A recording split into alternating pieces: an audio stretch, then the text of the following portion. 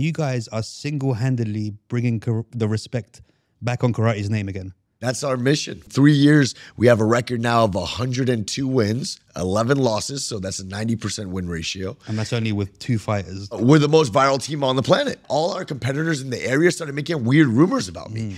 And one of the rumors was that I came from oil money and I was paying athletes to pretend I was their coach.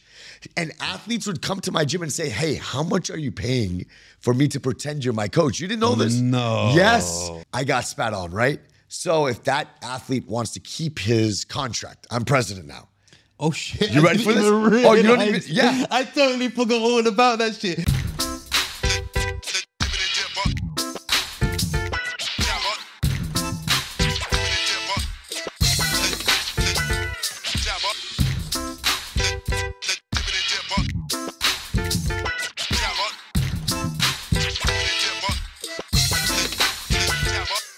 If there's any like deep dark secrets that you want to get off your chest just between you and me, you can say it now. What secrets? I don't know, anything that you don't want to say on the camera but you want to say now. I mean, you're gonna definitely blackmail me since they started filming already. Yeah, 100%. You've done this way too many times. When I hear this, I know. This is how I know. El Presidente in the house. Welcome to another episode of Jibber with Jabber. Tell me, first let's start. What happened, bro? You're not supposed to come to Dubai and get TKO'd, bro. What happened? What happened? Because Man, I saw a picture of you lying down and you had Jigglypuff from Pokemon on your face. I was did. Like, what happened? I did. Dude? My face swelled up like this. I mean, I must have taken at least 9 flights in 5 days. You know, because I went from Miami to Vegas. I cornered in the UFC. Yeah. If you guys probably saw me upside down twerking with my athlete after we won, right? And then we flew to Romania. We had to try to meet a top G. Okay. After that, can we talk about that, or is it kind of that's NDA? I have an NDA there. You can't talk about that. Hilarious story, dude. It is. Happened, especially the way when me, you, and Tam were sitting there and we were just cracking up. Bro. It'll be released one day. You know what I mean? And then from Romania to Dubai. So all of that in such a short time period, and then plus working, my face swelled up like this, and I sort of bitched out, and you were just but to be honest, in my arm. You're in Dubai, dude. So if there's anywhere that you can get an IV and get a Pokemon on your face, this is the place where it's got to be, right? Right. No, it was great. Amazing, dude. Look, let me tell you how I first found out about karate combat. Screevers, good friend of mine, Edgar, former champion of karate combat. Yes. No longer the champion. I want to ask you something about that too. Tell me, yeah. So he was telling me about it, and I was like, what are you on about? Because you know UFC, you know boxing, karate combat wasn't a thing that everyone was doing, especially finding a fighter who competes in it. That was rare kind of thing. So then I started doing some research, and you guys are single-handedly bringing the respect back on karate's name again. That's our mission, for sure. You know, I think for a long time, karate lost its legitimacy and no one really respected it. I mean, kids do karate and that's what it's looked at, right? And then men do MMA. That's what it was, right? But right now, people are looking at karate and they're like, wow, they're high-level strikers in this organization. So that's sort of our mission, right? To bring legitimacy back to the art of karate. Why do you think, I mean, I personally think it's a few things. I think the Olympics bastardized karate and turned it into a 0.7 and you don't know what's going on. It's like, what happened? Isn't he not supposed to hit him? Exactly. Like, why is he getting disqualified? Because he hit him too hard. Like, what's going on? Like, what do you think about it? Apart from the fact that, and I'm going to say this, and you come from a Jiu Jitsu background, so you understand. I'm going to turn Portuguese now. In Jiu Jitsu, you ain't getting your black belt in a long time. Like, for most people, 10 years. I saw a kid outside my house wearing a black belt. He's about 7 years old, and I'll beat the shit out of that guy. I don't know how he got his black belt. You'll twist his arm I will to take submission. him out the gate. Yeah, Every time agree. I walk past him, I look at him and I'm like, you know, I can knock you out, right? Like, do you think that was a thing where it kind of became a money thing where it's like, yeah, that's exactly what happened. I called them Mac Dojos, and that's like a general term everyone's using right now. So, I mean, there was an epidemic of Mac Dojos around the world that ruined the name of karate. That's exactly what happened, you know? And it started to happen with jiu-jitsu recently, but I think that's coming to an end real fast. You know what I mean? Because the level of jiu-jitsu just increased so much. So you can tell when someone doesn't know what they're talking about. You get called out quick in jiu-jitsu. Yeah, you find out. Yeah, you find out real quick, when right? you wake back up, you'll be like, But that's the thing. You can find out in jiu-jitsu. In karate, you couldn't because you had these point matches, and it just wasn't real. But now you have a full contact sport where these guys can actually put it on the line and you find out if they know how to fight. Yeah. So it's the first time ever where karate's actually becoming savage like this. So you're trying to tell me that wax on, wax off isn't a real, it's not a real Please move? stop. No. Hey, listen, Cobra Kai all the way. No, listen. You say that, dude. But I mean, you look younger than us, so I'm sure you didn't watch Karate Kid. But when Karate Kid came out, dude, karate was the shit. It was all. Like, I'm older than you, right? Yeah. Yeah, don't say it like that. Look, the thing is, I have you said it like less I'm hair so than you. old, bro. No, I have less hair than you, so I totally understand. You know what I mean? I lost my hair at a very young age. When I was growing up, when them Karate Kid movies came up, and then he went to Okinawa and he learned how to do the bonsai tree, and then you start, and the crane kick on the. Yes. That was the shit. Everyone wanted to do karate then. Back then. But then somewhere along the line, I don't know what happened. I mean, we all quit. I feel like that was the first martial arts of most of us. But then after a while, we wanted to do something more real, and we all ended up grappling. I mean, so how did your journey with karate start? Mine started. My mom was a blue belt in karate, which, as you know, coming from Arab parents, when I used to get licks, it used to be more of a combat lick than a normal lick. She had the shahada, obviously. But there was a little bit of a kata that came in between. Before she threw it, she'd do a little move. Do you know what I mean?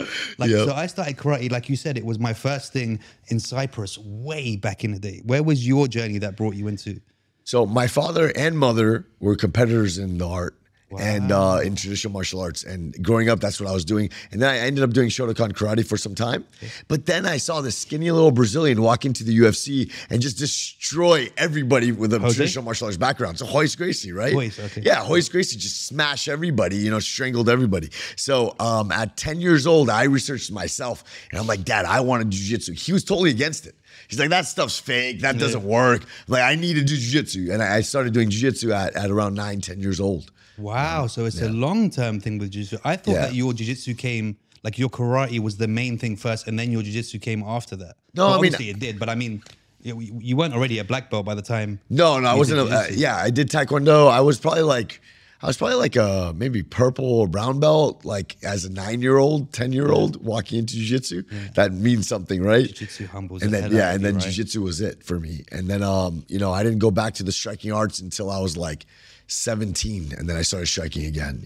Wow. So what did you feel? Because I mean, I had Royce on the show, and we were talking about just that original blood sport kind of kumite style thing, where when he did it, it was a jiu-jitsu guy, a karate guy, a sumo wrestler, a boxer. It was like the cartoons. It was like a movie, right? It was literally, they made movies about this stuff. The only difference was it wasn't in a Chinese secret underground casino place where they usually happen in the movies, right? So I feel like jiu-jitsu kind of opened a lot of holes in a lot of martial arts where people started to realize, be as good a striker as you want, but if I get your ankle or if I get you down, it's pretty difficult. And that's the problem with rules. When you start putting rules into sports and you could possibly ruin a martial art because then you don't know what's real.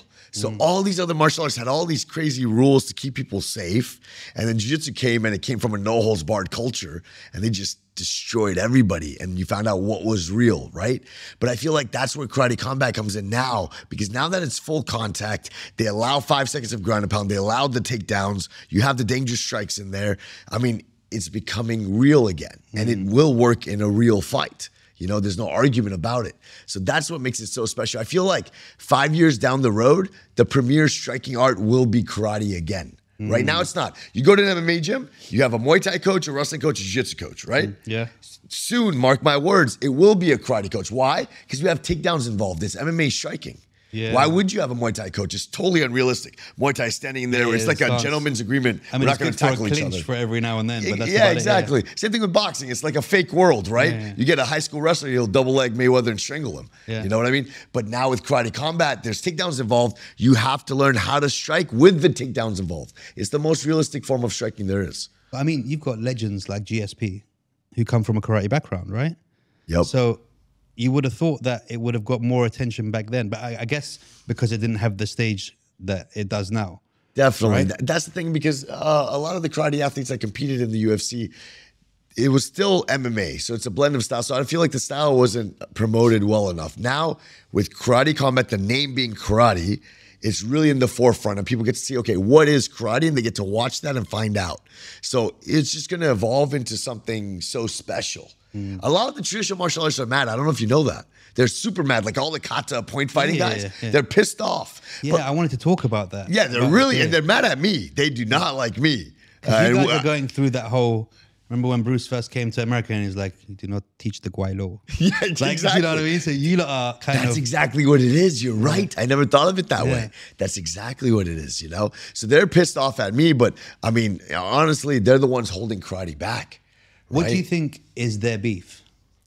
I think that they're scared that it's going to become into what MMA is, where, you know, there's a lot of disrespect and different things like that on the production side and promoting these fights. And, mainly coming from you. But still, yeah, basically. But that's why people want to watch That's why people, I agree. Everyone was glued to Trump because he said the most outrageous things. You're Before right. Before that, you're right. Nobody cared about the president of America. And then it came. And then you're like, okay, America's interesting again. You're very right. You know, it's part of promoting the sport and the art and letting it grow. But yeah, I think they're scared of change. But because they're so scared of change, they're not letting the sport evolve. And then it just becomes unrealistic. Like all of these traditional martial artists, they can't fight. They really can't. Yeah. You know what I mean? The karate combat athletes, they can fight. They know how to use karate in a real fight. You know, there needs to be a little bit of promotion, like you said, right? That little factor that makes it exciting, the WWE factor. Hey, it's part of it to a certain degree, but we still hold karate values, you know? 100%. We were talking about this the other day, and I asked you, which other promotion do you know the presidents of? There's only two. There's Dana White, and who's the other one? I mean, Dana Brown? No, other than other than the karate combat. Okay. Who was the other one? Oh, no, the GOAT of them all, Vince McMahon. That's it. And You're Vince right. McMahon was not a polite guy who walked around and stuff. No. He would do the most outrageous stuff. He would. Like borderline racist, actually not even racist stuff. You're right. But if You're you right. saw what he said to Booker T and I stuff loved in the it. thing. I loved it. Yeah, That's exactly. People love that Yes. stuff because they know what it's about. And I feel like, look, we're Arabs, right? We have that salesman in us from when we're born. We know how to make, you know, that flavor. We know how to bring that flavor, right? Definitely. Any promotion needs a president as big as a promotion. Now, I'm not saying that is, there's no disrespect to any promotion, but if Dana White, I forget his name, the guy that he was partnered with in the beginning when he started the UFC, and this is the point that I'm making, who knows his name? I know his name, but only because I'm friends with him. All right, but so I don't want to say it. But other than you, does anybody remember that guy? Yeah. Like they remember Dana? No. Why? Because Dana, he took the camera and goes, I'm as much a part of this as everyone else is. And that's what it needs. It needs somebody who A, you can love, who B, you can hate, who C, you don't know if you love him or you hate him. Like Andrew Tate. Right? You watch Andrew Tate videos and you go, that guy is the top G and I love everything he says. Then you watch another random thing he says and go, I can't believe I just told everyone I love this guy. Do you know what I mean? But you need that. It needs that essence of what it is. Yeah. It's a combat sport. It's crazy. It's wild. You can't have a timid guy in there going, hi, I'm the president of Karate Combat. Why don't you come and join us tomorrow? And that's what it normally is. I don't know why. It's very boring when it's like that. Like you said, everyone remembers Dana White. They remember Vince McMahon. And all these other guys kind of get drowned into the background. And I don't think they're doing a great job at, I don't know if they're older and just tired or what it is, but they don't have that charisma. Look at Vince. Look at Bruce Buffer. You're right. The guy is popping hamstrings in the octagon just because he's screaming so loud and he's pulling muscles. Like if you want to do it, if you want to be that guy, then be that guy. Do you know what I mean? There's no one that can stop you. If you look back in the day, I remember, you know, growing up in England when we used to watch American car salesman adverts. Remember those adverts that used to come on? Yeah. Those guys were wild, bro. They were. They were selling cars because they were wild. There was something different about them that drew the eye. Definitely. And I feel like it's got to be done, and you're doing a great job about it. But let's talk about how you moved into that job. I'm sure there's an interesting story there. That doesn't just happen by accident. It's very interesting, actually. So, I mean, what earned me my spot primarily was my coaching career, right? Because I opened Goat Shed about 3 years ago. Shout out Goat Shed. The name speaks for itself, man. Yeah, Goat Shed is just a phenomenal place. You know, in 3 years, we have a record now of 102 wins, 11 losses. So that's a 90% win ratio. And that's only with 2 fighters, guys. Just 2 vigilantes going out fighting everyone. And we're the most viral team on the planet. Literally the most viral team. I mean, Joe Rogan started following us in our 3rd month of opening, you know, and all these people are supporting us. So it just blew up like that. And when I went to Karate Combat, my first event at Karate Combat, we were invited as guests because we had a viral MMA team. And I remember scanning the room with one of my fighters. His name's Fight God. He was on the Ultimate Fighter. We started scanning the room. We said, okay, who looks important? And we picked out Robert.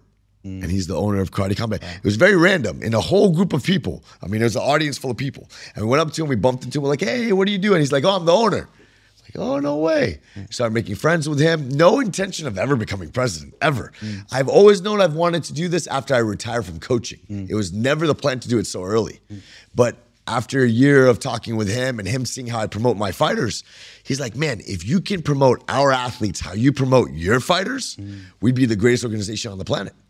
And like that, it happened from one day to the next. I remember, well, from one drink to the next. So, yeah, I mean, after that, after proving my worth as an MMA coach, they're like, okay, this guy has great knowledge of the fight. After proving my worth of, okay, he's able to explode his own athletes' careers. Maybe he can do that for our league. That earned me the right to get into this position. Actually, I was working for the company sort of secretly for 2 weeks, not as president. And I was doing such a great job that, you know, the owner was like, kept increasing me in my position. And then finally he's like, okay, you know what? You're president. Let's do it. Did you feel like that was a bit of pressure, or were you like, right, I'm good to go? Of course I'm president. He's like, you're president. You're like, I've been president for 2 weeks. You didn't even know. You know what? What's funny is when they hired me secretly, I wasn't president yet. I actually checked on my Instagram to see if President Awesome was available as a username. So I already had in my head, I was like, I know where this is going. Like, I know I'm going to take over. There's no way I'm not going to take over because I'm going to own that position.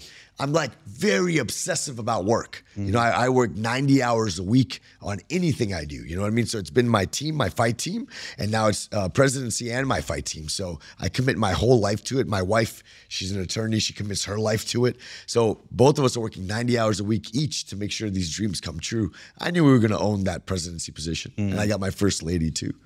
That's sick. And with this is something that I find quite interesting. Do you have fighters in there as well? Yes. And how does that work? Yeah, that's kind of heartbreaking for me because it was my decision to not corner them anymore. That was left up to me because they're like, look, we want the best strikers in the world. And I'm like, well, I have some of the best strikers in the world. So we have to sign them. I don't want them fighting in another organization. So we signed them. And then the hard part was deciding if I was going to continue to corner them. And they gave me that option. They let me decide. And it was really hard to say no and to not corner a couple of them. They've been with me for 6 years. Some of them live underneath my cage. We're going to talk very specifically about that. About that athlete. Yeah. So it is heartbreaking, man, because I love my fighters a lot. A lot. Like, I truly do. You know, I feed 15 fighters 3 meals a day, 5 days a week. They live in my gym. Is that true? Because as far as I know, you're Arab rich oil money, and you're pretending that you're actually looking after these love fighters, that you brought that up. Right? I love that you brought that up. You know what? I got you, my friend. I got you. It's awesome because when we first opened the Goat Shed, right, we came in with such a strong impact that all our competitors in the area started making weird rumors about me. And one of the rumors was that I came from oil money and I was paying athletes to pretend I was their coach. And athletes would come to my gym and say, hey, how much are you paying for me to pretend you're my coach? You didn't know this? No. Yes. And I had to turn away people. I'm like, dude, I'm actually coaching you. Wait, how much are you paying them to pretend to be the coach? They said, look, I'll wear your logo. I'll still train at my gym. I'll just wear your logo and pretend I train at your gym. I'm like, yeah, that's a rumor. That's not true. So I'm very... How much will you pay me to coach you, motherfucker? What are you talking about? And I'm very different than most people. When there's rumors or haters, what I like to do is I fall into it. So when they said, okay, he comes from oil money, I'm like, okay, no problem. Next event, I pulled up with a Rolls Royce. No way. I came out with 2 watches on my, 2 Rolexes on my wrist. And you know, my friend, he has a wholesale jewelry exchange. So he put 500,000 on my neck of chains, like just like 6 chains. I had to return all of it the next day, by the way.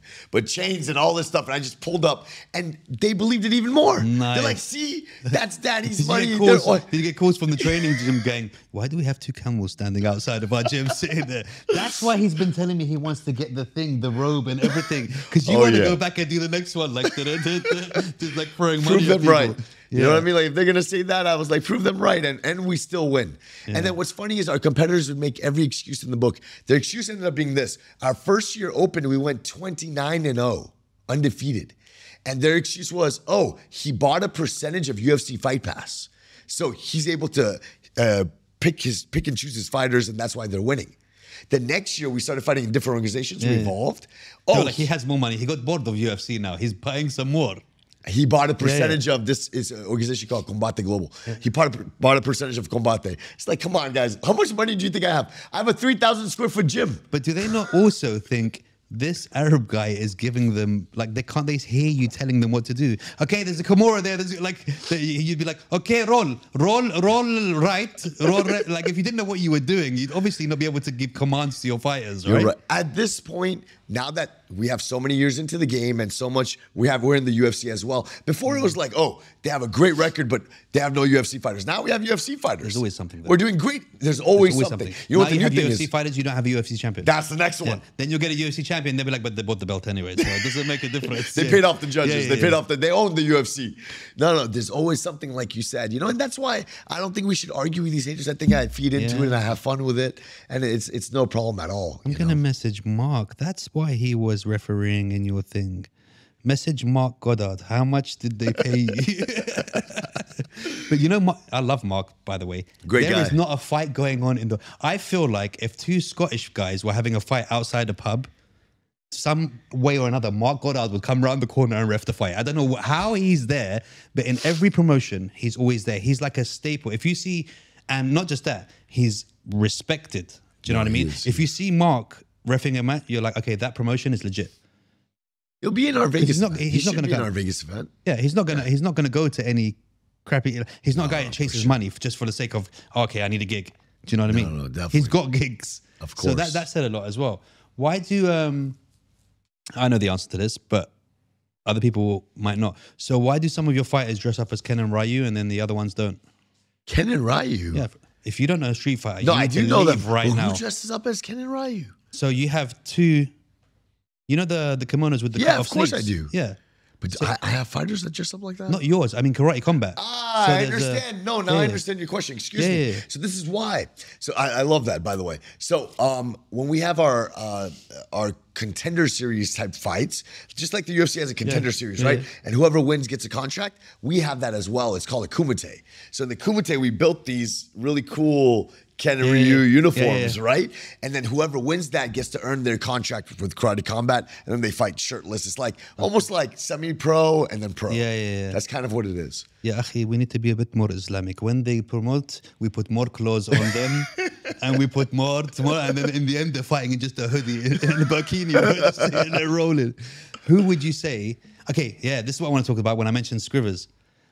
You seem to be happy with the result. Did I seem to be happy? You seem to be happy with the result. There was a pat on the back while putting the belt on that seemed a bit I too... had to put it... that was a bit too... I knew you were going to win. You're my boy. I think a pat on the back for anybody. My bearded bald brother, I can't leave him out there like that. You know what I mean? He would have gotten a pat on the back as well. It was a very tight fight. And, you know, before the fight, I said in an interview that it was going to be a stylistic matchup. Whoever had the better tactics and strategy would have won that fight. It was so close to call. It could have gone either way, man. And I feel like Scrivers' biggest mistake was he didn't push the pace early enough. I think he waited too long. Because he was confident because he beat him already, right? He was confident. He was very confident. And I think he waited too long. He let go of the early rounds that he shouldn't have. Yeah, you can't leave it to the refs. No, and it was too late after that. It was too late, you know, and it is what it is. I'm sure he'll come back. He's a phenomenal fighter. For sure. You know what I mean? And the thing with Scrivers as well is he's loyal to the cause. Yes. Like, you know, he was a big, he would promote Karate Combat a lot before I even knew about you guys. So, I mean, that's how I know by his love for the organization as well. How do you deal with people spitting in your face? Because again, as Arabs, you can do things. You can punch me, don't slap me. Don't spit in my face. Yeah. We have 2 rules, my friend. Those are 2. Yeah. I don't know if you ever saw, there's someone that threw a chair at my uncle. That's the 3rd one that we shouldn't do. We'll talk about that in a second. Family involved, bro. At Karate Combat. No. Yes. So, okay. So obviously my first relationship with karate combat is as a coach, right? Okay. I came in, I brought my first Pakistani fighter ever to karate combat. So my wife somehow discovered this amazing fighter in the caves of Pakistan, Okay. and somehow got him a visa to America. I don't know how that was possible. It was not an easy one. Got him here, and he just became a superstar. So he's sort of a national hero of Pakistan right now. Every fight he's ever had in the States has made it to ESPN Sports Center. His first fight had over like 30 million views. He's tremendous. He's really humble champion. He's a wonderful man. His first fight was the gentleman that spit the mouthpiece at me. So it was a very heated matchup. Very But heated. you were I was cornering. coaching. I was cornering. Yeah. I was cornering. And you know, I remember you were like, yeah, I was pretending I was crying, you know? So it's like, there's nothing worse than someone trying to be aggressive and the person on the other side is just laughing. The worst thing, bro. It's the worst. You know what was awesome about it? And that's why I don't get offended very easily. But what was awesome about it is as the fight's going on, you know, it's an exciting fight. Our guy's winning, but I'm like, man, it's missing that X factor that's going to blow this fight up. I was really thinking that in my head. How am I going to market this fight? Well, we're winning so easily, but it's not exciting. When the guy spat at me, I said, you just gave it to me. Thank you. This fight's going to be iconic. Clip that 19 by 16 story size, please. Instagram reel, please. Thank you. I was like, that was iconic. Yeah. You just spat at me. I've never seen that. So I was super happy. I played it off. I cried. I pretended I was crying. But it was an awesome moment. And then Shazab's next fight after that, the Pakistani athlete, the corner of the opponent threw a chair at my uncle in the crowd. See, wait. We need to elaborate. You're there, the corner's here. Yes. Your uncle's somewhere else in the crowd. So here's the thing. Does your uncle look exactly like you? Beard, no hair. So it's like he can put two and two He together. lost He's hair like, okay. on both ends. So no beard, no hair, nothing. You know, just clean. Yeah. But basically in Miami, my team just sells out stadiums, absolutely sells out stadiums. And my mom is huge into the Pakistani community over there. And basically when Shazab fought, she advertised this and brought out the whole Pakistani community and filled out the stadium with them. Yeah. Now, they were chanting Shazab's name the whole fight. So the coach got very frustrated when they lost and grabbed a chair and just tossed it at my uncle into the crowd. Oh, so he was going for any person. He was like, any one of those Pakistanis. He's like, all you guys, you know, with your flag, all your brown people. He just threw a chair into the crowd of brown people and hoped for the best. I ran over and because a brawl started breaking out. So I ran over and waved everyone off, calmed everyone down and escorted, even though I was just the coach, escorted the opponent to the locker room, you know, and tried to make peace. So my idea is this. I got spat on, right? So if that athlete wants to keep his contract, I'm president now. Oh shit! You ready for this? Oh, you don't even? Yeah, I totally forgot all about that shit. That must have been the worst. You know when you walk past someone in the hallway after and you realize you fucked up and you're just like, shit. He's got to deal with that now. Exactly. Wow. So you just spat at the president. Yeah. Right. So no problem. You want to keep your contract? I made a deal with him. I'll let you keep your contract if you beat one of my fighters. So he's fighting in Vegas against one of my guys. Okay. Then after that, but you're putting Optimus Prime against him, right? My guy. I'm putting my debuter actually. Yeah. So it's a fair matchup. Okay. You know, I think he's like 1-2, and my guy's 0-0. So sure, it's like a similar experience level. Yeah. No problem. My guy, I know my guy will handle business, and he better for me. I hope he does. You know, and after that, the gentleman that threw the chair at my family, I'm going to go ahead and bring my athlete and say, hey, you want to keep your contract? Fight my athlete. If you win, you keep your contract. If you lose, please. Oh, man, I can just imagine just loads of people in the locker rooms like, let's check the group chats that we were sending. What did we say about it? Let's make sure they all get deleted now. Dude, that's great. Amazing. I want you to take a sip of that. It's the best water around. Yeah, take a sip. That's what it's supposed to taste like. Yeah? You see that? Yes. You see how clear that is? It's wonderful. You see how clear it is? Yeah? It's not murky and yellow.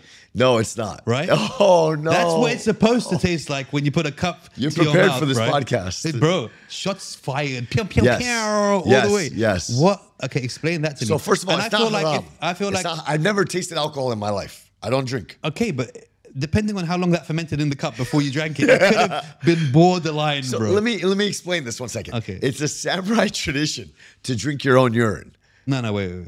Oh. I feel like it's a samurai tradition, okay? When you've killed 150 people in the village, you accidentally cut off all the water supplies. You're up on top of the mountain and you need to survive to get back to tell everyone, hey, I took out the whole village. That's when the tradition comes. Makes a lot of sense. But wrong. No, But totally I wrong. think they enjoyed this, generally, the samurais. Wow. So what happened is there's an athlete named Lyoto Machida, right? He was UFC champion. Shout out Machida, and yeah. he's very famous for continuing the samurai tradition. Yeah. He's a Him big and his fan of family. Musashi as well. And Yes. So he's very famous for this. When I became president, although we framed it like it was his idea, I asked him, I said, hey, look, it would be an honor to be inaugurated as president by drinking my urine with you. It would be like a real honor. I feel like if it wasn't Lyoto, it would be much worse. Yeah, no, I wouldn't worry. It was because if it was just you and Ibrahim just there, just two guys just sitting there, hey, I got an idea. no, Drink this. it couldn't work. Now, what's crazy, my wife was like, don't do this. If you do this, I don't know if I can talk to you for days. I can't get through this. No, you don't do this. But I said, I have to do this. I have to. I've committed myself to this position. I want to show the karate community how committed I am. How can anyone doubt me now? Who would be willing to do this? No president would be willing to do this. So I got in the pit in front of Lyoto Machida, and he handed me the I thought it was cup. fake. I thought it was fake. Do you know why? Because you turned around. And then I was thinking, but if he didn't turn around, I would have seen him put it in the thing. So that's why he turned around. So but I thought I you pulled knew out this was a gonna happen. pre-thingy, but you do another angle, I saw. Okay, you saw it. Yeah, of course. Because just in case. Yeah. Just because I said I'm never going to do this twice. Yeah. So in case somebody says this fake, somebody film an uncensored version from the front. Yeah. So, hey, if somebody says it's fake, I'll go ahead and I'll post an lucky uncensored that version. it was your own, and apparently there's a lot of nutrients in it as well. Like, but if somebody said drink my piss, that's a whole different story, bro. There's not Yeah, only lucky no, that the Japanese it's were not not worth it mixing, at all. bro. Yeah. If you watch the video, you see genuine gags. Yeah. That's what I found funny.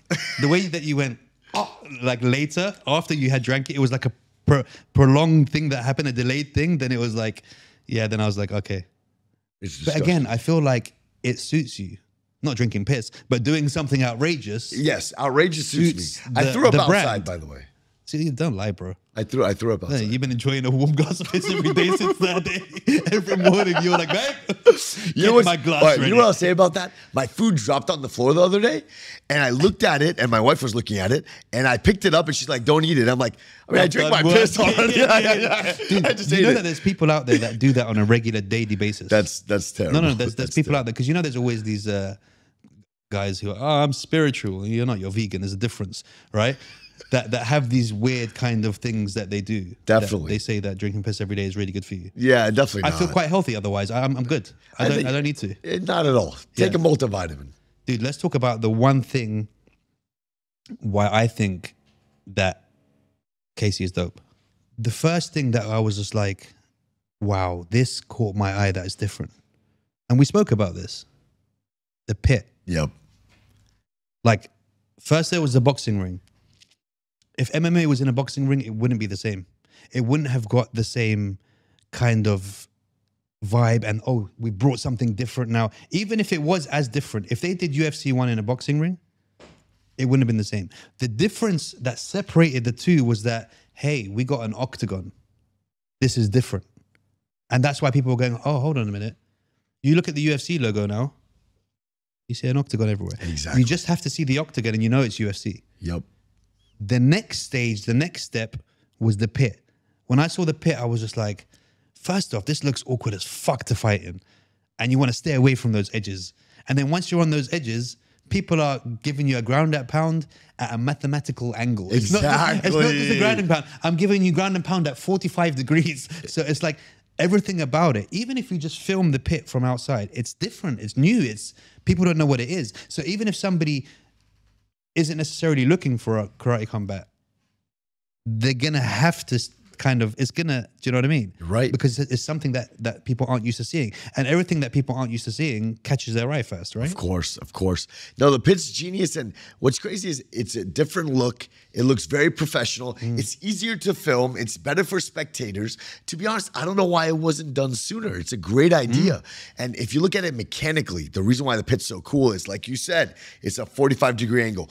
When you fall back, you're virtually defenseless. Yeah. You're screwed. So what does that do? That forces the athletes to fight and stay in the center. That forces action because nobody wants to back up. If you back up, you lose. So you have to stay in the center. So they have to fight. It's a genius idea that I'm surprised no one else did this before, but now, you know, it's patented, it's theirs, and the pit's very special to them. And that's how people recognize them like that. Yeah. You got the pit, you got the gorgeous virtual backgrounds, it's cinematic. I mean, it's the greatest striking show on the planet without a doubt. I'm waiting for a parkour dude to come in there and just start doing some crazy shit off the walls of the pits. Well, that's why we have Anthony Pedis coming. Yeah. That's what we want to see. Let's see how creative he gets. Not yet. Okay. Because that's a big subject. Definitely. What you were saying about the pit, though, I want to stay on that for a minute. I've been ringside at UFC. A very shitty view. I've been a couple of rows back, and I find that the best view is watching up on the screen. Yeah, it's true. And it's crazy that people are paying those kind of tickets. And even at UAE Warriors, the last time I was there, I was like, the ring was there, I was here, just behind the commentators. And I was like, yeah, everyone's like, who's that dude and why is he with the UFC fighters and all that? It has a prestige to be in that front line. But me personally, I was like, this really isn't the best view. I'm not really having the greatest time watching this. And I got the cameraman's ass in my face while he's trying to film because he needs to get the best view. And then I've got a ref in the way that, and then I just end up watching it like that most of the time. Yep. The pit eliminates all of that. It does. No, the pit's the perfect viewing point. And, you know, you don't have this weird fence in the way of your vision because even when you're up in the stands, you're looking through the fence. You're still looking through the fence or trying to look in that little open bit at the top. And then all you can see is the top of their heads anyway, so it doesn't And I'm in the same position as you. I'm front row and I'm looking at the TV. Yeah. Like, it's ridiculous. You know, it's absurd. Like, no one can spit in my face from here. Like, you know what I mean? I mean, good spitting distance. That's what's crazy. You know, and I don't know how it's allowed, though. People are so close to the pit, they can touch it. Yeah. They can put their hand on it. That's crazy. But that's like motocross, right? You know those crazy people, mostly white people, that will sit that close to a crazy car going that fast. But you know the outdoor motocross, and there's just people there having picnics with their families. And I'm like, are you nuts? That's nuts. Like, that's the most English thing that you could ever do is bring your family and there's cars flying past at like 200 miles an hour and you're just happily sitting by a tree thinking that tree is going to save you. Like, I need, if I'm that close to something that fast, I want to be behind a cage. Agreed. But with the pits and stuff, I mean, the fighter's not going to fly out and fly and kick you, so you're safe. You want to be that close. And again, it goes back to that whole kind of blood sport, Van Damme, kickboxer kind of thing where you're really there kind of thing, right involved in it. Speaking about that blood sport thing, so yeah, I feel like karate combat often gets compared to blood sport, Mortal Kombat a lot, right? So we were talking about this new role as presidency. I gotta tell you, there's an infamous picture of my wife and I. It was our first time in our roles, president and first lady. Our first fight, we're watching our first fight, and it was a knockout, first round knockout. And we both look at each other, and we have this face of shock. I gotta show you this photo. We're both like, because it was a different feeling, because before as a coach, we feel like we're going to war, but now as president, first lady, they're sort of fighting for our approval because we give them opportunities. So now it felt kind of like Hunger Games. You just there's one flag for yes, one flag for no. Like they die after. Like, you know the olden days where they just shout. That's what I'm saying. And they just carry them out. Like, no, please give me one more chance. We felt like, man, that was a lot. But then like 3 fights in, we owned the role and we're like, finish. Okay, can we talk about that? Yeah. You know what I'm going to talk about, right? Mortal Kombat. Okay. Tell me. Can we talk about it? Yeah, of course. Okay, the voice. I know. Okay, so we did talk about that. Yes. I know we spoke about it, but we spoke about a lot of things that we can't say on the podcast. So in Las Vegas, the announcer for the fights, we've been looking tirelessly for the right person. And there could have been a more perfect person than the voice of Mortal Kombat. So that's who we're speaking to right now. That is insane. Yes. Oh, yeah. That's what it has to be. If you can get him to say, finish it, when there's like, you know, if there's like a little kind of daze or whatever, oh my, I just realized I need to buy 1,000 Funko Pops so I can get them signed when I go to see this dude. It's going to be awesome, man. That voice is just iconic. It's iconic. It's iconic. I think when everyone hears it, it's just going to be a shock feeling, right? I mean, it's going to be amazing. Brings up memories from your childhood. I think you should just let fighters use Mortal Kombat names just for that. Just for that Vegas thing. Like, don't even just be like Luke Cat. You're going in Scorpion versus Sub-Zero. Oh, mate, that was... We have a lot of really interesting new things we're doing in Vegas. Every card we've had has been great fighters, but now, I mean, half the card are former UFC fighters. We got 2 former UFC champions fighting each other. We got the Mortal Kombat voice. We got huge name influencers, people with 50 million followers. You know, we got people with 25 million subscribers on YouTube. They're all part of this event. And I'm not releasing names on purpose yet, but once these come out, people are going to be shocked. It's gonna be a giant audience from the combat sports world And from an influencer world. It's amazing. Let's talk about the Pedis fight, because let's talk about how you got that to even happen in the first place, because that's the trilogy, right? Definitely. So I think, and I want to say an this important fight in the nicest way possible. I got that fight a couple days before I became president officially. So the last president, awesome guy. I think he was the perfect guy for the job to start karate combat off and to really bring karate to the forefront, because he's a traditional karate guy, really, really nice, soft-spoken dude. He may not have the connections in the combat sports world like I do, because I'm a very prominent coach in that world. So when making the Vegas card, they didn't have a main event and time was cutting close. We only had like 9 weeks left, something like that. And there was no main event, no co-main event, nothing like that. We needed something big. And, you know, he was having a little hard time finding the right people, which is totally understandable. But with everyone I know in the industry, I mean, I'm only one separation from anybody in the MMA world. Yeah, there's no chance. You know, and most people I know directly. So it was really awesome, man. One separation away, I got Pedis' personal phone number, called him up, and we got a deal going. And we started trying to pick from a list of different opponents. And I saw Benson's name and I said, that's the most iconic moment in MMA history. Yeah. We got to do it. Yeah. And guess what? This was luck. It's 13 years to the date that they're fighting. It's crazy. So from that kick? It's poetic. Like, it's like, this was supposed to happen. And I was able to lock that in, I believe, on my first or second day working for karate combat. And when I did that, everyone in the company was like, wait a minute. And then my next thing was I booked a guy with 50 million YouTube subscribers as a post-fight interview. Wow. That was on my second day as well. And I immediately booked co-host of Impulsive, Logan Paul's friend, Big Mike, for the show as well. And I did all of this within 3 days. And then it was like, okay, dude, you're president. It's enough. You know what I mean? It was getting too much. So I was able to build the card within my first week in office. I built it pretty well. How much pressure does that give you for the card after? Because we always get that, okay, oh my God, look what I've done. But after you do that, you can't go back after that, dude. No, it's really crazy. You're gonna have to get Bruce Buffer versus Mike Buffer to fight after that, right? Because I've talked about this. I'm like, there's gonna be so much momentum leading into 2024, so we're gonna have to keep this thing up. But we have a really cool idea of what we're gonna do in January. So in January we have another Kumite, like a contender series style tournament to find out who's gonna get a contract. I'm actually thinking about throwing it in something we call Goat Mansion. You know, so Goat Mansion is our home back in Miami. And we're thinking about putting it on our tennis court, the Pit. Okay. And it'll be a very interesting thing. I want to break bread with some of our new athletes and have dinner and talk with them about what their dreams are and what it takes to accomplish it. And film we'll film all of this. We'll have a little YouTube series and really motivating them and talking about what karate is, and then have them compete for a contract in the backyard in the Pit.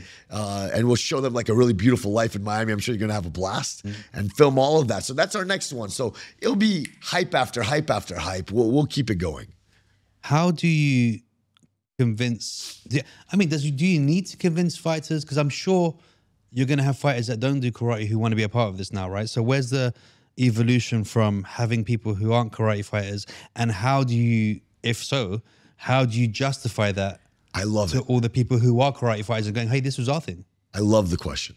This is so important because this is another reason why traditional karate guys are so mad at me. Because I'm bringing in great strikers from other backgrounds. And they're like, he's not a karate guy. Why is he with us? And it's like, whoa, relax. Can you imagine if in jiu-jitsu, they're like, he's a wrestler. He can't compete with us. They would have terrible takedowns. Dude, it's like that anyway now. He's 10th planet. Yeah. Do you know what I mean? He's no gi. But hey, you can walk in and compete. Anybody can sign up and compete. If you can compete at a black belt level, hey, guess what? You're competing next to us. No problem. Doesn't matter your background. So we can't discriminate, because the second you discriminate like that, you create this imaginary world where your techniques work and no other techniques work. That can't be what it is. If you want karate to be legitimate, it needs to stand against every striking art there is.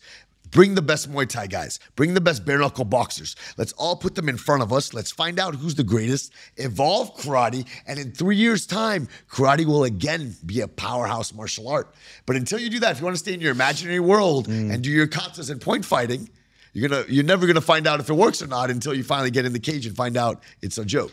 What if you have a bare knuckle champion as the karate combat champion and he stays there? Hey, that forces karate to have to evolve. And I'll tell you what, this is what happened. Think about it. In grappling, it's what happened. There was a time where American wrestlers, Mark Kerr, a lot of different guys went to ADCC and started smashing everybody and winning medals. It's not like that anymore. Because they had the takedowns, that's why, Yeah, they get the takedowns and they win and they score their points. It's not like that anymore. Jiu-Jitsu came back with a huge wave because it evolved. It had to adapt. Yeah. Exactly. So, hey, for bare knuckle, we just signed the undefeated BKFC world champion Gogo from Macedonia. We just signed him to our organization. If he comes in and just smashes everybody and becomes world champion, hey, all the karate guys out there, you have to evolve, catch up, and then you're going to have to beat this guy to prove your art is worthy in today's time. You know, in the same respect, I don't think it's going to be that easy. You know what I mean? I think that anybody that competes in this art is going to have to learn the skills, and takedown defense. Yeah, it's different. Let's go through the rules a little bit because the rules are obviously a bit different. You didn't have the takedowns before in karate combat, right? This is a new thing. So there were takedowns before. A lot of takedowns were illegal. Right now, basically almost all takedowns are legal. You know, you can do pretty much anything you want. Within 5 seconds. And then you have 5 seconds on the ground to ground and pound. There's some rules we're going to be modifying that are going to make the fight even more exciting. We'll give you 7 seconds on the ground. Exactly. But the idea is there's not going to be any holding on the ground. So you can take down and you can stand over someone and ground and pound. The second you stop punching, you have to get up. You know, you got 5 seconds to work and you get back up. So that's what keeps the action going the whole time. How do you stop the rules from evolving so much that it becomes MMA? Well, that's the thing. We want to make sure it's a striking art, you know? So there's never going to be submissions involved, stuff like that, you know? But one thing I want to do, and I want to push for a rule change, is I don't think 5 seconds is enough. Not enough. Yeah. I think it should be, you can stay on the ground as long as you're punching. Once you stop punching and the action breaks, stand them up. You mean the person on top guard? Exactly. Okay. So if you're punching and the guy kicks you off, okay, he stands up. Or if you start taking a couple of steps or back he hugs you, stop it's it. Done, yeah. But sometimes what's happening right now is with some traditional martial artists, they're getting ground and pounded and they just curl up into a fetal position. And they're waiting for the 5 seconds. Because they're waiting for the 5 seconds. It's so unrealistic. That's not fighting. Not, you lost a real fight. That's not what it can be. See, the biggest mistake with martial arts is they change the rules and they weaken the martial arts because of these terrible rules. We can't do that. Dude, I saw that. I saw in the Olympics, a Taekwondo guy got disqualified. That's what I'm saying. He got disqualified for being better. And I was just like, hold on a minute. Crazy. I don't understand this. We can't do that to the martial arts. The martial arts is to train you for a fight. So we got to keep them safe, but we got to make sure it prepares you for a real fight. And our rules have to funnel that. They have to keep the athletes safe, but at the same time, incentivize you to be able to win a real fighting scenario. So this fetal position should not be a thing. That's a TKO. You didn't want to fight. You lost. You know? So I'll modify a couple rules, but basically, it's a striking art with takedowns and 5 seconds of ground and pound. Okay. That's what makes it so exciting. Are you allowed to hold the belt? You know what? You're not. And it happened a couple times. You saw the video? Use the belt for momentum. You know, I'm all for it, but no, you can't hold the belt. I mean, I don't see. Yeah. All he's got to do is do a little hook kick around the belt and get it out. Exactly. You know? Your fighters, let's talk about them because I know you got some absolute monsters who you've adopted. Quite literally, like definitely. in your thing. How does that work in regards to? Okay, it's a difficult one, right? Because you always get friends. Me coming from a training background and stuff, and people like, oh, okay, I want to train, and people who want stuff for free, right? And you get a lot of ask holes. That's my word. They'll ask you something, you'll tell them, they'll still do the opposite. How do you separate those people from the people who genuinely need your guidance and help? Wow. That was a great question. In the beginning of this year, I actually made a speech to everyone. And I said, I will no longer be helping people that need it. I'll be helping people that deserve it. Those are two very different things. When I started coaching, I was helping anybody who needed help. Anybody who needed help. You need help, I'm there for you. Not anymore. You have to deserve the help. You have to earn that through hard work, through sacrifice, through commitment, through something. There needs to be some line of you earning it. And that's how you start filtering out the ones that are just using you, or the ones that are going to fall off and quit, or the ones that may not even have it to be successful. You know what I mean? It's getting to a point where I'm a very young coach. Most coaches are a lot older, you know? And it's getting to a point as I'm coaching, I'm gaining experience, and I'm realizing that some people don't have it in their personality to ever be successful. And I hate to say it, like I can push them, I can do everything it takes. You know, I can bring a mirror and show it to them. This is who you are. This is what you need to be successful. And they don't want to see themselves. They don't want it. They don't. You know, there was an athlete that recently quit. One of the best fighters I've ever trained before. He was sparring someone very good, and he got taken down 10 times in 3 minutes in MMA sparring. And he quit in the middle of a round. Wow. And he had a fight 2 weeks away. I said, you can't quit on yourself. Don't quit on yourself. He ended up turning on me and cursing me out. And basically, what did I do? I held up a mirror to his face and said, look, you just quit on yourself. And he didn't have the balls to look at himself in the mirror and say, I did. And if he could look at himself, he would become a stronger individual. But instead, he wanted to get in denial, and he threw a hissy fit. And yeah, he did the opposite. If you fall off a horse, the only way you're not going to have PTSD with horses is to get right back on that horse right away. I mean, they say that about horse riding, motorcycle riding. If you have a crash, you need to get on a bike and ride again now, as in now, like as soon as possible. Otherwise, you will always have that niggling trauma that's just there, kind of thing. Exactly. That's the thing I started realizing. So look, at the end of the day, the principle was that I'm going to help people who deserve it, not necessarily who just needs it. That's how I'm filtering it out, you know, and focusing on the right people.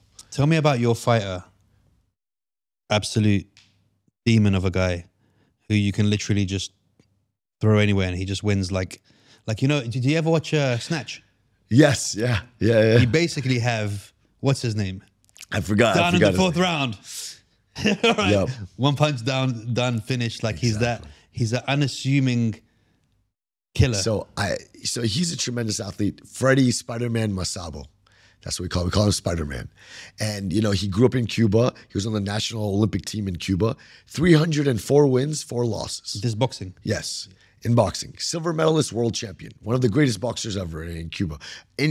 The Olympic coaches in Cuba will all agree he's one of the greatest boxers they've ever seen in their lives. Wow. They'll all say that about him. You know, he went through a crazy journey to get into this country and finally made it here. He lives under my cage, and he's been living there for about 2.5 years, 3 years, living underneath my cage. That's insane. He lives under your cage. Yes. And, you know, I knew he was battling a lot of demons, just everything he went through in life. He went through a lot of terrible things in Cuba and growing up. And amazing fighter. He's also 5-0 in MMA, so he knows how to kick and punch and all that stuff too. But really going through a lot of bad things. And I'll say this, his last fight, he took a fight on 9 days notice in BKFC against the scariest featherweight in the world in bare knuckle fighting. The scariest hands down fighter in the world. Nobody wanted to fight this guy. I promise you, which is why they gave it to us on 9 days notice, because nobody wanted to fight this guy. And I said, Freddie, you're not ready. You haven't trained for this fight. I haven't seen you do anything. He says, don't worry, I'll do it. No worries, Coach, I'm ready. He went out there and absolutely just destroyed the guy. Absolutely destroyed the guy. The guy's face had bumps all over it. I mean, he looked like a monster after. Yeah, he looked like a monster. He looked like Joanna after her fight. Definitely. And after that fight, he made a decent amount of money. And, you know, I have to be truthful. And I think he would too, because it's an inspiration to a lot of people. He battles a lot of demons. And, you know, he has a bit of a drinking issue, you know. And we lost him for some time. We lost him. And, after a week of him not showing up to the gym, I started going around Miami to look for him. And I started asking people, hey, do you know a boxer? People started pointing me in different directions. And then finally, I narrowed it down to like a very small house. And I pulled him out the house and moved him back into the gym. And I offered him this opportunity. I said, look, I'll give you the biggest opportunity of your life. You can change your life, but you have to leave all this that you're doing behind you. And this is his chance, December 15th in Las Vegas. I can see that this means a lot to you, even from when you're telling it. I can see that it's not just you're not telling a story. Like, he really does pull at your heartstrings. Like, and it must be so difficult when you kind of take these people on like they're your younger brother or sons or whatever, and it's like it's so hard for you to try and explain to this guy how much potential he has. To him, he's just like, I'm just knocking people out, right? Do you know what I mean? But you're like, no. You're so much better than you understand. And at the same time, they have these demons, and you're like, if I could just show you what I see. But the unfortunate thing in life, and there's been a million stories where, you know, the hero ends up not winning their battles and stuff. And it must be so hard for you as somebody who actually cares and loves about their fighters to kind of see that happening. So I can tell that you're rooting for him not to win the fight, but you're rooting for him to win the bigger war. Exactly. Do you know what I mean? Inside himself. Definitely. You know, he has some major...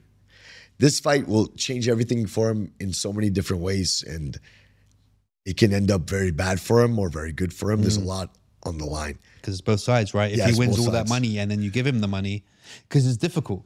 Because in a way, the right thing to do would to be like, hey, listen, here's your money. I'm going to give you this much a month. And if you stay on the right track, I'll give you another fight in a month. And then I'll give you another fight in a month. It's your money. It's there. I'm not touching it. But then at the same time, to say that to someone who's going, hey, mate, it's these fists that are making this money. It's my money. It belongs to me. I have every right to it.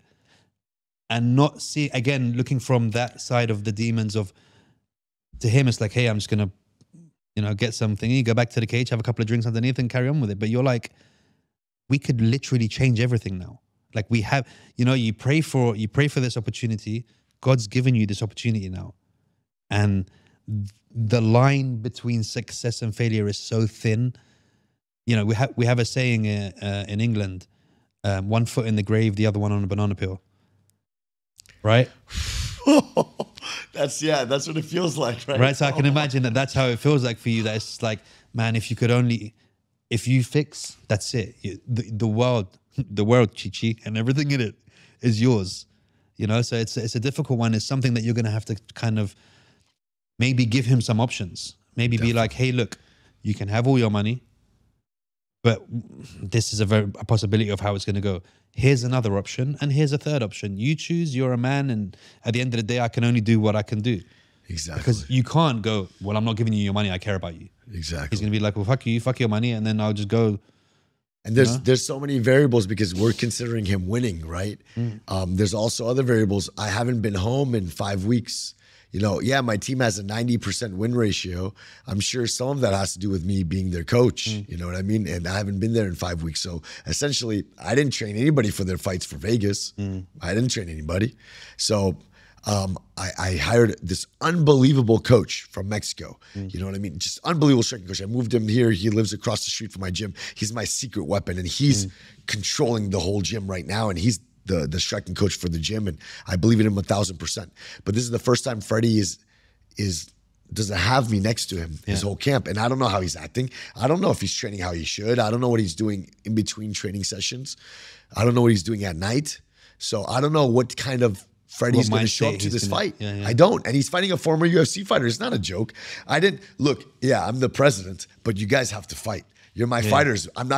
We don't have time to build you up. I can't fight for you. No, I'm saying you guys are the best strikers in the world, so you got to fight the best strikers in the world. He's fighting a former UFC fighter from Mongolia who's an absolute animal. So it's not an easy fight. If the right Freddie shows up, I think he'll beat everybody. I think he'll beat everybody in the division. Like that. It's scary. The focused Spiderman, he's unbeatable. He's the best striker I've ever seen. But what will show up December 15th, I don't know. What will happen if he loses in his life? I don't know. Even if he wins in this, what will happen? I don't know. I'm very scared what's going to happen to Spider-Man after this fight. But we go there. But that's also something that is unfortunate in your line of work. Whether you like it or not, you're emotionally attached to these people's lives. And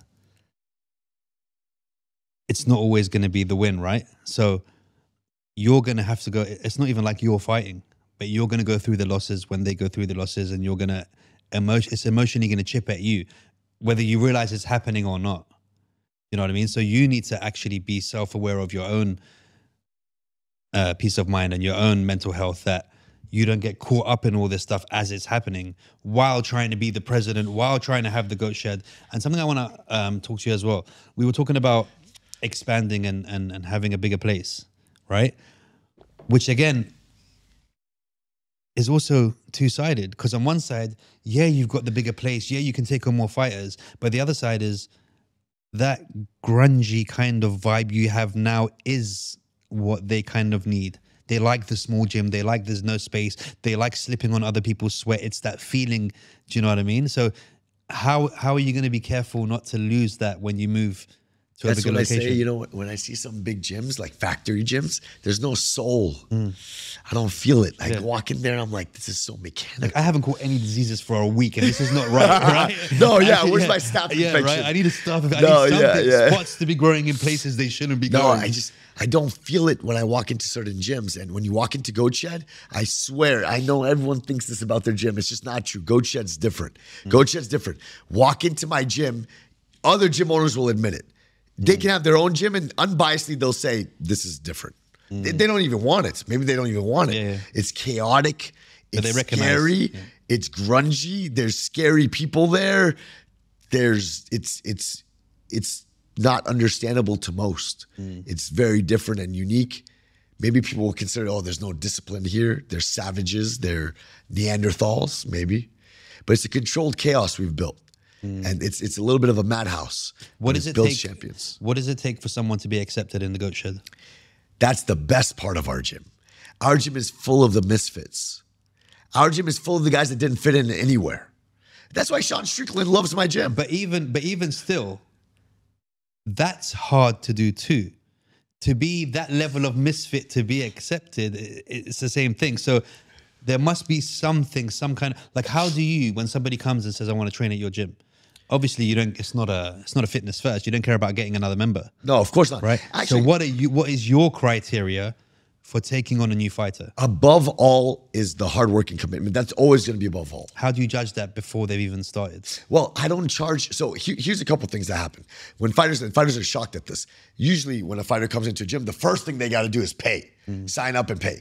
I don't do that. I actually usually give them like a month free to see if they even like the place. It's also, to be honest, it's not even for them. It's to see if I like them. To see if I like them, because I might not like them.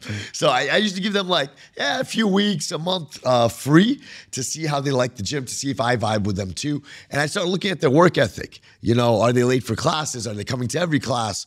Are they scared to spar? Are they scared to perform in front of people? When people start filming them, do they avoid rounds?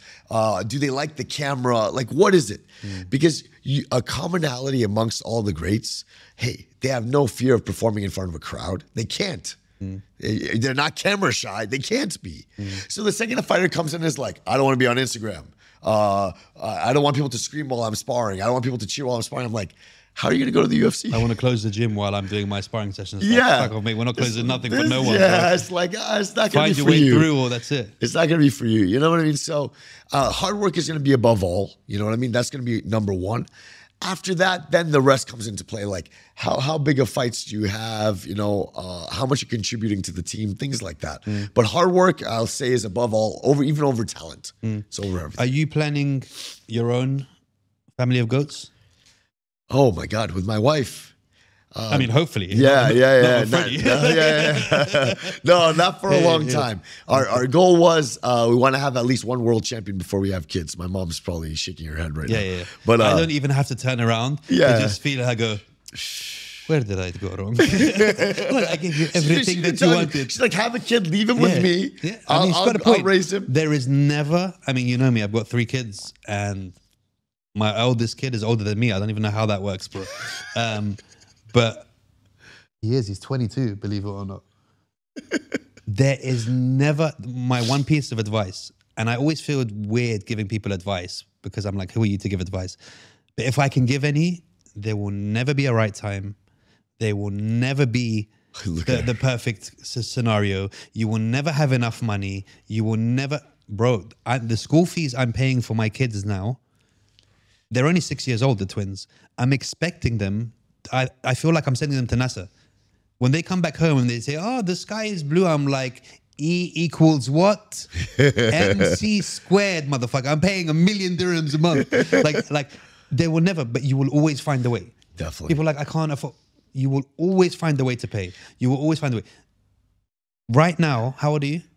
33. 33. You're going to go home today. You're going to get on the plane tomorrow. You're going to wake up in LA, in Miami, and you're going to be like 39. So just be careful. Time goes like this, bro. I believe it. Quick, bro. So the only reason... You don't want to be... If you have a kid today, as in today, this day, when he or she is 10, you're going to be 43. That's if you choose today. That's true. That's 43. You don't want to be 53 running after a kid, bro. It's the worst, bro. There's nothing when I see these parents and I'm like, how are you not like you're unfit? You're never going to be like that because you come from a thing, but you don't want make it as easy as possible. Those sleepless nights in the beginning, oh, bro, you don't want them when you're 40, bro. I believe you want them now. Believe it. I think the main thing is, my wife and I working 90 hours a week on our athletes in our gym, on our fight team, and on KC won't be able to happen anymore. We would have to be working on other things and investing our money into feeding and housing all these fighters. That just can't be a thing. You have other priorities. You have your child. Yeah. So it's more like right now I can work in this hyper speed mode that's unhealthy for me, unhealthy for my wife, and we can do it and accomplish things at a very quick rate. But if we have a child, I think all of that needs to change. We would need to drop. Let me be devil's advocate again. Don't worry, I got you, mama. I got you. As you said, when you put your mind to something, I don't know why this turned into a have a kid session, but it's the Arab in me. Like you said, when you put your mind to something, you only do the best, right? So you're only going to get better and busier. It's only going to get harder and harder and harder and harder and harder for you to find time to do this. Yep. Do you know what I mean? I know exactly what you're saying. Money, but I know thank exactly. you very much. I take the envelope. No. I'm just saying it from my thing. As stressful as kids are and as annoying as they can be, I couldn't imagine my life being worth anything without them. Like it just changes everything, bro. Like just for the better. It's just amazing, bro. And I highly recommend you try it. At least by accident. like it's something that is beautiful, bro. Like I believe it. I believe it. Baby shower in 6 months? We'll talk about it. Is there anything that you feel like that we missed out? No, I mean, honestly, we got the Vegas card. We got this new presidency position, which was a shock. And my fight team, that's about it. Yeah. I mean, we got episode 2 and 3 coming, but we won't tell them about that. Okay, that's going to be huge for sure. Yeah. For sure. But we have another 6 minutes if there's anything that you feel like that we missed. Events, we were trying to get events out here. That's something special. Why? Yeah. Habibi, in the UAE. To Dubai. Oh, you know what? Yeah. Here's the thing. I've always been looked at differently. I've always been strange because I grew up in Miami. I look very different. I love being out here. I'm like the normal guy. Bald and bearded is very normal out here, So it's kind of cool being in the homeland, and I would love to bring karate combat here. And that's why we're here. That's the goal, mission. right? Yeah, that's the goal. We want to have events in Abu Dhabi and Dubai. We want to be in this side of the world. So we're really hoping to do something, and we're meeting with the Sports Council, a lot of very important people to make this happen. And we're hoping that in 2024, we should have at least two to three events. I don't see a region. Like the one thing that's beautiful about this country is they love innovating and having new things here. So I don't see you having any issues with it coming here. I mean, look, we went and spoke to 2 or 3 of the top people in the industry, and they were all saying the same stuff. Yeah, definitely. You might have a couple of people promising you the world in the beginning, but it will happen. It's not without a shadow of a doubt. It's going to happen. And it stinks, man. I'm so proud of I love Miami. Really proud of it. After being to Dubai, you ready to move? I hate to Let's do it. Let's do it. Yalla. I have to bow down and say, okay, Dubai is the greatest city on earth, and Miami is basically a more ghetto, dirty, Dubai, weaker version of Dubai. Yeah. Did you 100%. welcome anytime? let me make some calls. I will get your golden visa. You will be welcome back anytime you want. I love this place. No, dude, my house is your house. Anytime that you want to come back on the show, I told you, we've already been almost an hour and a half, and you were like, I think I only have 45 minutes in me. Yeah, I told you. When you jibber with Jabber, bro, it's you forget about time. It's a gift, the Jabber. You're more than welcome anytime, and see you in Vegas. Yes, sir. Yes, sir. I'm telling you nothing yet. Boom.